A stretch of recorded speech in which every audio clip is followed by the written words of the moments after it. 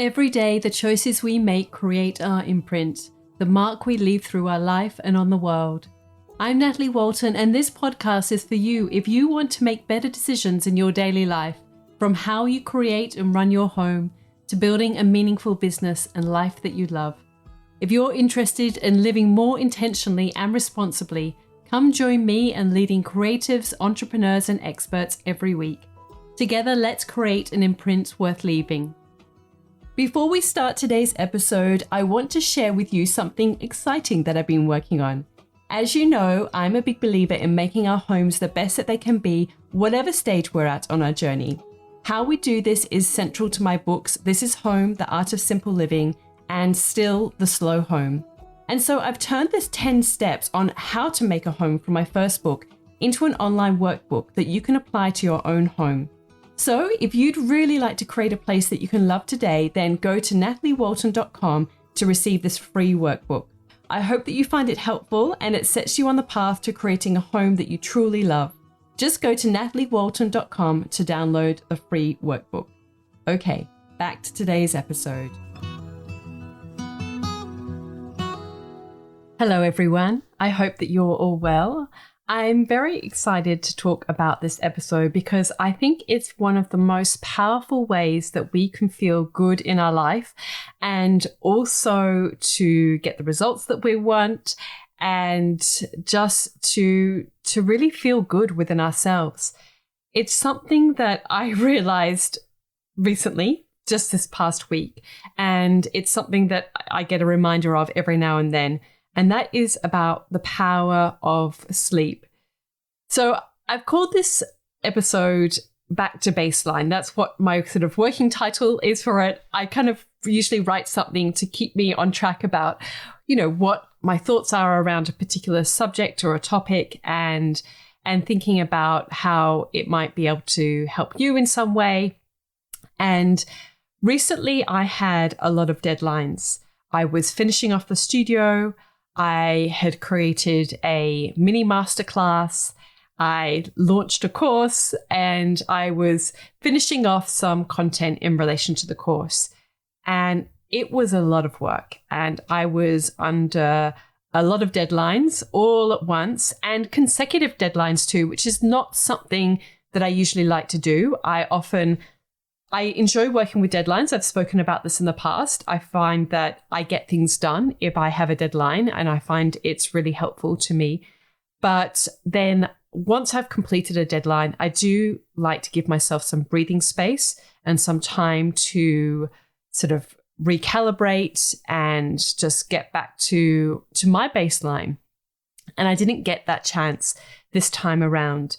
Everything was happening at once, just because of the nature of, in many ways, probably the studio renovation. It went longer than what we were expecting due to sort of so many delays in relation to COVID, and it had a big knock-on effect. So there were certain things that we couldn't get in time. There were trades who weren't available because of COVID. They were held up with other projects, or those other projects were held up. So there was this huge knock-on effect, and it meant that finishing the studio happened much later than what I anticipated. I had hoped that we would have had everything finished off by the end of last year, but it didn't quite happen that way. And there were all those little things that you can easily underestimate how much time all of those little things take up and finishing it off. And that was something that I really was important to me. I wanted to get it to a stage where I was happy with how it looked, and adding those layers to make it look as beautiful as it could be. Of course, any space or home or interior, it's a process that over time it will still evolve. And I'm always reluctant to use the word finished when I talk about homes, because I think that they are never finished. They're always a work in progress. However, I do think that you can get to a stage where it starts to feel like home. And that's what I got to with the studio, which I was happy that I did that, but it really required a big push at the end to get to that point. And then all these other things just then started to kind of have a bit of a domino effect in terms of I was had already planned to launch the course at a particular time. So then I was kind of butting up one thing against the other without having any breathing space in between, which, as I mentioned, is not normally how I like to work, but sometimes life is like that and you've just got to get through it and do the best you can. So I really felt like I was hugely off kilter in so many areas of my life because I had all these deadlines that were compounding. I was working like crazy, trying to get all the things done, working weekends, working very late into the night, which is something that I, have very much said to myself that I didn't want to be doing this anymore. And it was creeping back and I was getting very upset with myself about it. But at the same time, I knew that this was not going to be forever and to just accept it and get it done and then make sure that this wouldn't happen again. So that to sort of try and build in the time. Of course, hopefully, we don't have something like COVID happen again. I know it's not all resolved, but that we're not going to be in that kind of situation where some extraordinary thing happens beyond the ordinary that we have no concept of. But what it really meant was that I was working around the clock. And when I was working around the clock, I wasn't getting enough sleep. And I really realize now that I've had some sleep, how much that then impacts so many other areas of my life. So because I wasn't getting enough sleep, I was going down the slippery slope of eating the wrong foods, which for me is sugar. And I tried to eat as much as possible healthy sugar. So the thing that got me through was there's this amazing chocolate. It's a local chocolate called Loco Lux. I'm pretty sure it's local. And they've got all these medicinal herbs in it. So it's got really great ingredients and it's a really good quality one. But that really got me through. If any of you have had that, you know what I mean. It's an amazing little chocolate. It's very small, but packs a punch. And so I was kind of going down that path of eating that and really wanting carbs, a lot of carbs, which I don't normally eat a lot of. So I just wanted to have cheese and Vegemite on toast for lunch, those kind of comfort foods as well. I just needed to have even though you can kind of slump from carbs, but there's sort of that instant energy that it gives me. So I wasn't eating as well because I was working so much. I had stopped going for my walks, which is something that always make me feel better. And I could also tell within my own brain that I was starting to get a little bit manic. It's not something that happens to me very often. And I was also starting to get a bit anxious. And I'm quite in tune with my own body and how it feels and the impact that food has on my body, the impact that, social media has on my brain, too much screen time. I'm really conscious of all of that. I'm very in tune. And I do feel like I'm either really sensitive or maybe other people just aren't aware. But for me, those things really do have an impact on how I feel. So I could sense that I was starting to feel more and more anxious and really kind of getting a little bit down as well, which is not something that I often experience, but I was feeling like it wasn't ever going to end.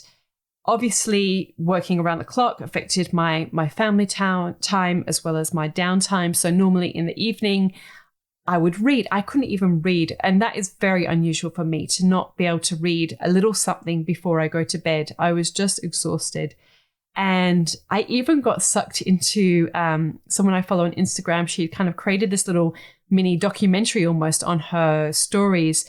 And the former journalist in me was kind of compelled by the story. I sometimes get sucked into these news stories about crime or other things. I actually studied criminology when I was at university and almost did a master's in criminology. So I'm really fascinated by what people do and why they do it and the kind of the human condition and the human brain and what makes us do the things that we do. And I really got sucked into this story. I mean, she was a good storyteller and I'm not normally one to kind of get sucked into social media. And I knew that I was getting sucked in, and it wasn't productive. So, and that very rare moment that I did have a bit of downtime, like that's what I was watching, and I knew it wasn't the right thing for me. And so, as I mentioned, it really was this this catalyst of having all these deadlines, not having enough sleep, which meant that I wasn't eating well. I was working too much so that I wasn't doing my exercise or having downtime, not having as much family time in terms of, I mean, obviously I'd still have my, we have our 2-hour breakfast kind of morning routine, and we have our 2-hour evening bedtime routine and dinner and all of that. But some of that I was actually getting cut short as well. So, like missing out on that kind of connection with the children and my husband, which sort of, we're social beings. We need that social interaction. We need to have that touch and that, feel of other people. And as I mentioned, I really could sense that I was feeling low and that it was getting to me, and it was just too much. And it was a red flag. And I knew when I was in it, I kept reminding myself that it was not something that was going to last forever. And I kept reminding myself that I have to find a way to not get into this situation again. And that's kind of what I'm looking at the moment. Okay, what can I do so that I am not doing so much? And how can I still create the things that I want to and meet my, my obligations in terms of financial obligations and all of those things, but still kind of have the balance in my life. And I had one good night of sleep. I hit my deadline and I went to bed at a reasonable time, and it was just the best feeling in the world. And the next day I sort of realized I actually didn't want to eat anything that was bad. I didn't want to have anything sugary.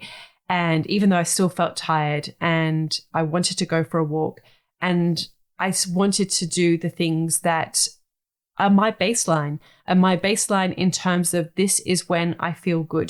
This should be my operating level. It's like with a computer, when you have too many windows open and it starts to go slower and it's actually not very effective. And it was like that for me, that I realized this is like my, what I want my baseline to be, which is getting enough sleep. It's eating the right foods, getting my exercise, having downtime, and, not kind of getting sucked into social media, the things that I just don't add any value to my life. And those things are so important to me. Of course, family time is important. And to me, that's kind of like almost like a non-negotiable. And I know that that will always be something that I prioritize. But it's easy to forget all of the other things, the things that really do make you feel so good, and that they make you operate at your best level. They make you be a better person in terms of how you interact with other people and how you feel about yourself as well. It's this happened to me a couple of times whereby I haven't had enough sleep, and the next day I've realized, oh, a hangover is actually so much about sleep. I don't really drink anymore. I can't. I go, occasionally when my life is in a bit more balance. Occasionally, my husband and I will have maybe a beer on a Friday afternoon, but I really can't remember the last time I had a drink. It was probably like maybe a couple of months ago, and certainly I can't remember the last time I was hungover like that. I really can't even think about when that was. But I've certainly had many instances of that in my life where I have been hungover the next day, and that feeling the next day where you just feel so crap, basically. And I realize so often that feeling, because if I'm feeling hungover, then the next day I want to eat rubbish food. I want to eat carbs. I want to eat sugar. I want to have the things that really are not good for me. And I know now that so much of that feeling relates to sleep and how powerful and important sleep is for our general well-being. And I went through a period in my life as well where I was often working very, very late. And with the exception of a few projects, I really don't do that anymore. It's really important for me to make sure I'm getting at least 7 hours sleep, if not, more. And that I can wake up with my natural body clock. So this is just a short little episode for you to think about what your baseline is. When do you feel your best? And really notice about when you are feeling at your optimal level and what that is for you. And really consider the impact of sleep. I know some of you have got young children, and of course that is really hard to kind of feel good when you're so sleep deprived. But the things that have worked for me in the past in terms of those early years of when you're being woken up, having to feed, a newborn baby or an infant, is there were two things that really helped me during that period. The first was to just really take it easy during the day. I was never someone who could nap during the day. I'm still not. I can't nap. I can't relax enough, but to just sort of take it slow and easy and not try and give yourself too much stuff to do and be kind to yourself during that particular season. And the other thing that has really helped, and this is actually what I did in amongst all these deadlines, I started meditating again because my head, I could feel that it was getting so fried with the lack of sleep and the wrong foods and kind of getting sucked into some of these stories on social media that really I didn't need to get sucked into. And it was kind of taking over my brain space. I could really sense that, was to carve out that time to just have quiet time. And I kind of, when I don't meditate for a period of time, I do go through ebbs and flows with meditating. But when I don't do it in a while and I sit there, I notice it actually takes me a while to be able to build up to sort of the 20 minutes, which I know is, many people say that that's kind of a really good time frame for meditation. Sometimes it's 5 minutes, sometimes it's even 2. And certainly in the mornings when we're sort of trying to get the children ready for school, and if I've just done a quick yoga session, because sometimes if I don't get to walk, I will just do a little bit of yoga, like a 10-minute stretch with yoga, and I will just sit there for 2 minutes at the end. And I feel that that 2 minutes is just a time to have a little bit of quiet, to ground myself and sort of get to my good baseline for the day. So that is something that you could consider if you can just give yourself 2 minutes, or if you can't sleep or nap during the day when you've got a little person, an infant or a newborn, can you meditate for 5 minutes? Can you meditate for 10 minutes? I think that for me, I always find that being very restrictive with things and saying, oh, it's got to be 20 minutes, I can very easily get into beating myself up that, oh, I didn't do 20 minutes, like I'm not doing it right, or I'm not doing it well, or whatever. But that's one of the things that I've learned over the years is just whatever works with you. If it's just 2 minutes, if it's 5 minutes, something is better than nothing.